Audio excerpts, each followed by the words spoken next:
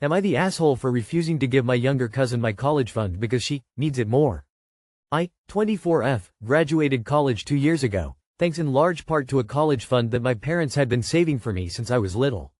I feel incredibly fortunate for that, and I worked hard to make the most of it by getting good grades and finishing on time.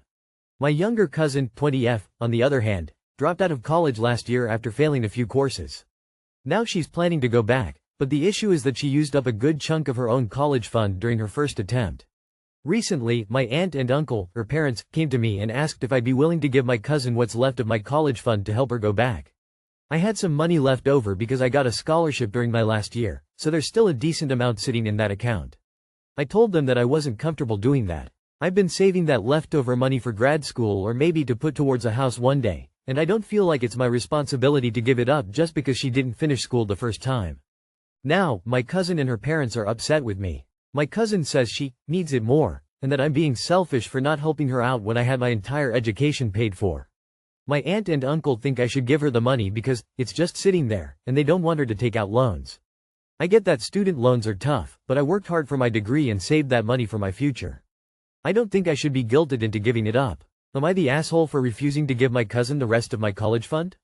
Not the asshole if the account isn't just in your name. Make sure whoever else is on it knows you said no. You don't even have to give a reason. Better yet, if you can, transfer it to your own savings.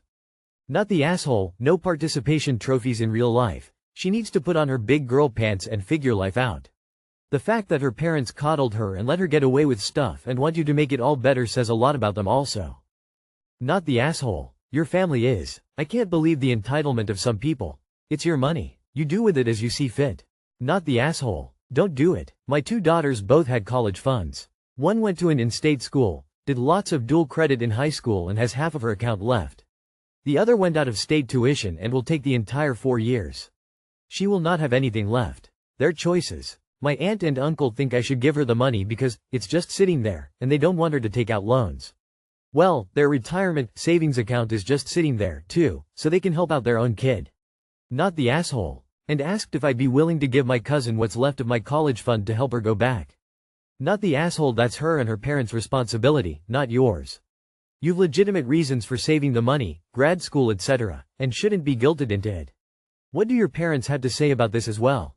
Am I the asshole for demanding repayment after a car accident and not having sympathy for my stepdaughter? My wife, 39F, and I, 41M, have been married for 5 years. We have a 3-year-old son together. She also has full custody of 2 daughters from a previous relationship, 16 and 11. My 16-year-old stepdaughter, Jen, got her driver's license this past spring. My wife and I have separate finances except for shared bills and expenses. I have 2 cars from before we got married that I have insured only in my name. One is a collector car that I mostly keep in storage and the other is my daily driver. Since Jen has started driving, she has been only driving my wife's car because I have not added Jen to my insurance. For the most part, this hasn't been an issue until the school year started. Like any 16-year-old with a first taste of driving freedom, she wants to drive herself everywhere. But with only 2 cars and 3 drivers in our house, that isn't always possible. A couple weeks ago, I was out with a friend setting up trail cameras. I must have been in an area with no cell service because once we got back to my friend's car, I had numerous texts and voicemails come in. My wife was letting me know that Jen was in a car accident and at the hospital, so I had my friend drive me there right away. When I got there, I found my wife and Jen. Jen was fine, they were just making sure she didn't have a concussion. It was there that I found out that Jen had been driving my car and that it was probably totaled. There were also 2 other cars involved in the accident. I didn't ask for details at the time, I was just glad Jen was okay, and from the sounds of it, no one else was seriously hurt either. It wasn't until we got Jen home that I started asking questions. I found out that Jen had taken my car because my wife was also out of the house and she wanted to visit a friend. She had tried calling and texting me, but I was out of service. She took the car anyway. She said she picked up her friend and she said she doesn't remember much after that. Thankfully, I have a dashcam. I was able to get it out of my car, which was indeed totaled, and checked the footage. Jen was using her phone and went through a red light. I seriously have no idea how no one was seriously hurt. However, this was clearly Jen's fault. And she's not on my insurance. After talking with my insurance agent, they aren't going to cover anything. I am on the hook for the damage to the other cars and probably any medical bills to anyone involved as well. This could easily cost me tens of thousands of dollars. Needless to say, my attitude definitely changed after seeing that footage. I'm very glad that no one got seriously hurt. But I am beyond pissed at Jen for her terrible decision-making. I told my wife and Jen that I expect them to pay me back every single cent that I end up having to pay.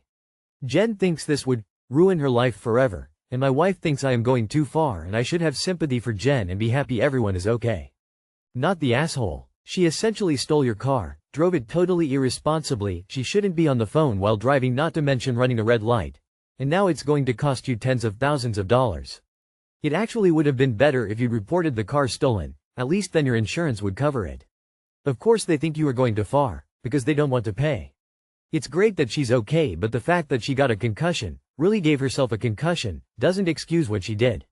The biggest problem is that the total amount owed is going to be huge, so unless she has some source of money she will probably not be able to pay it off for years. Most jobs for teenagers don't pay much. In theory, yes, Jen, her mother and father are financially responsible. Legally, you could probably say she stole the car to remove your own liability. But that would probably end your marriage. Realistically, Jen just financially tanked the whole family. Even if the money comes from your wife, you'll have to cover whatever she now can with household and living expenses. If that dashcam video is used in court, you will be crucified in civil suits. I don't think your wife realizes just how devastating this could potentially be. Not the asshole. Jen thinks it will ruin her life? Oh really? What was she thinking when she took somebody else's car? Or while texting as she cruised through a red light? This child needs a wake-up call. She got one, luckily without killing anyone else. Not the asshole. Not the asshole. This is a great opportunity for Jen to learn consequences. No service? Then don't take what's not yours without permission. The number of cars in the house doesn't really matter. If she hasn't been given a car to permanently drive around, she shouldn't be taking one without notifying an adult. A 16-year-old should be taught responsibility and accountability. I'm judging your wife. Has she seen the footage where Jen was texting while driving?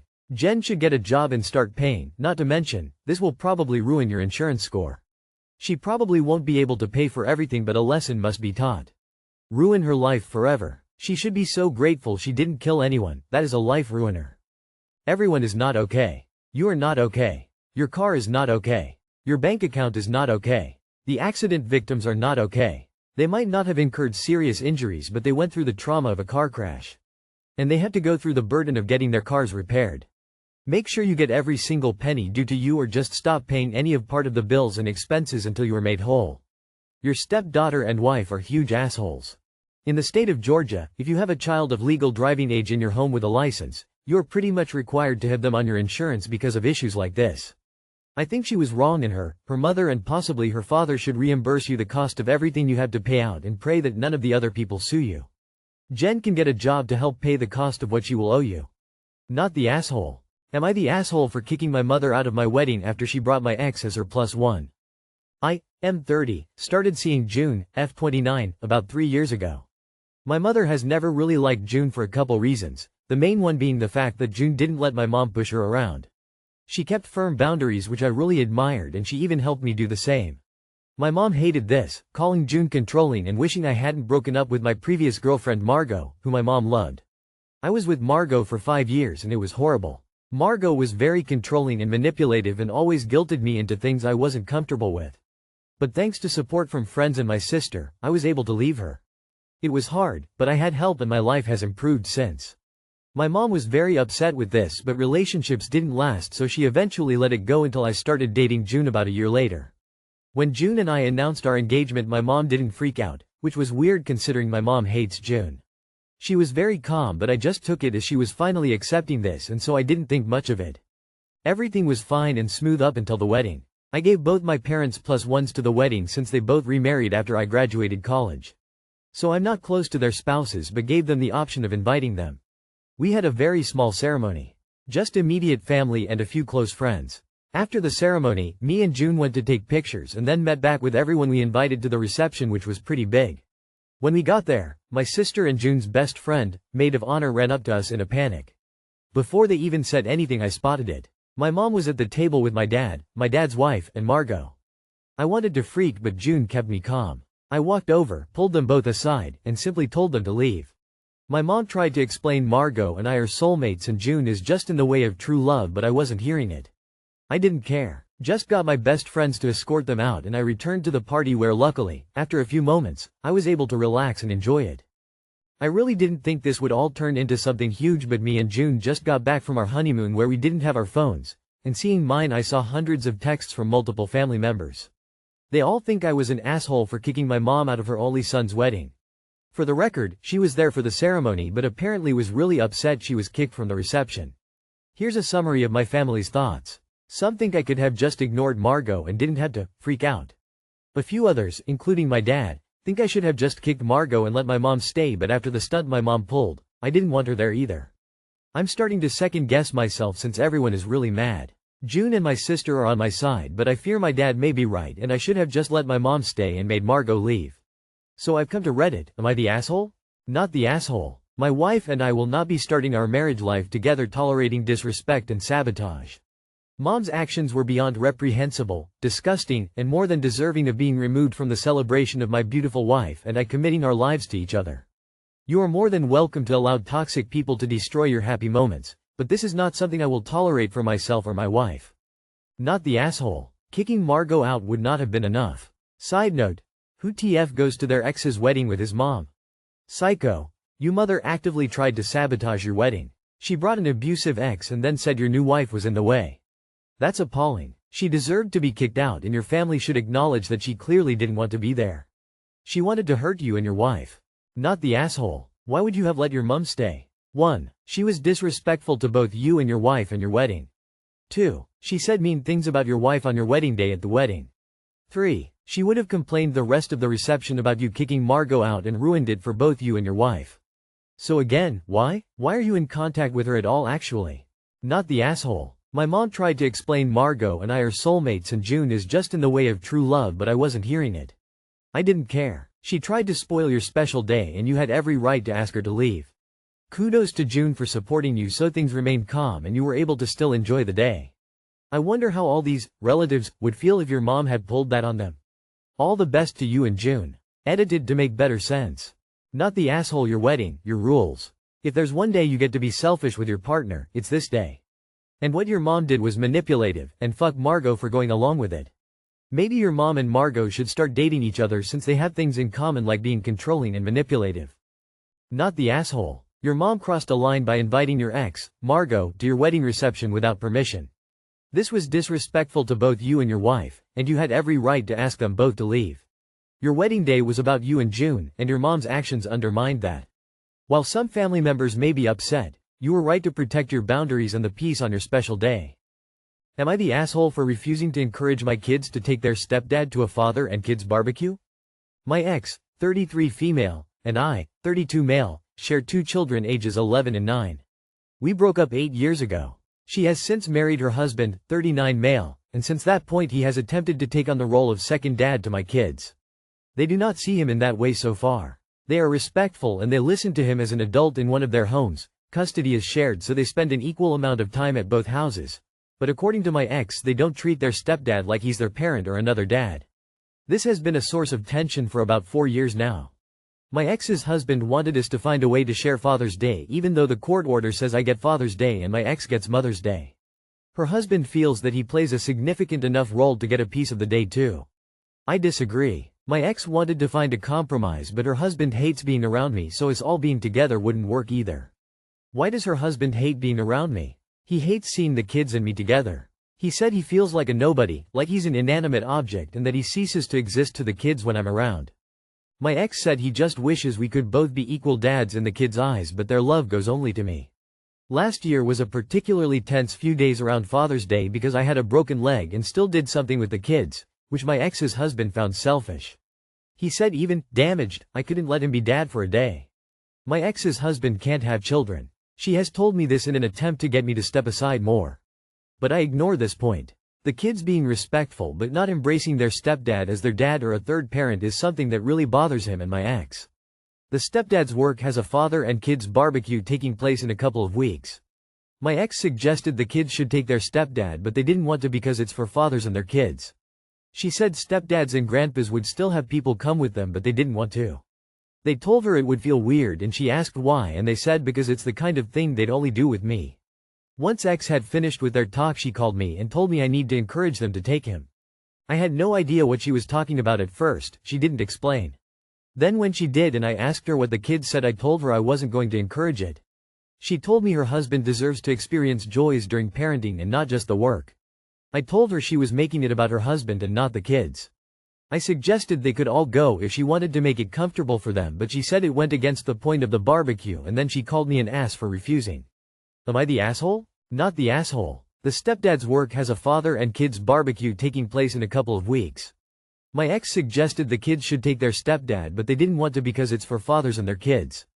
Kids say no, conversation over. I told her she was making it about her husband and not the kids. I suggested they could all go if she wanted to make it comfortable for them, but she said it went against the point of the barbecue, and then she called me an ass for refusing. You're not the one acting like an ass. Your ex and her husband are another story. If he can't sire kids, then they need to look into adoption or fostering and leave your kids alone before they drive them away. My ex's husband wanted us to find a way to share Father's Day, even though the court order says I get Father's Day and my ex gets Mother's Day. Her husband feels that he plays a significant enough role to get a piece of the day too. I disagree. I wonder how your ex would feel if you expected her to share being a mother with your hypothetical partner? I bet she'd kick up a stink. Not the asshole. He needs to grow up and act like an adult. The more he tries to force this wannabe dad stuff on your kids, the more likely they will never look at him as a father figure. He needs to back off and just enjoy time with them while they're at your ex's. Not the asshole. He can't have his own children. That's too bad. It doesn't mean that he gets to have yours. There was another post a while back about a stepmother who told the kid that they wanted to be there for the kid, but they accepted that they had parents and was willing to be as much as the child wanted and ended up with a loving relationship. I don't have a link, but the stepmother was named Mara. Unfortunately, the father decided that not being a replacement mother wasn't good enough. Not the asshole. Your ex is prioritizing her husband's feelings over the kid's comfort. If they don't want to go with their stepdad, forcing it, one, make them see him as a father. You offered a compromise and it's unfair to push them into something that feels weird to them. Not the asshole. It's understandable that her ex's husband wants to feel included and bond with the kids, but forcing them to attend a father-child event when they don't see him as a father figure could be uncomfortable and counterproductive.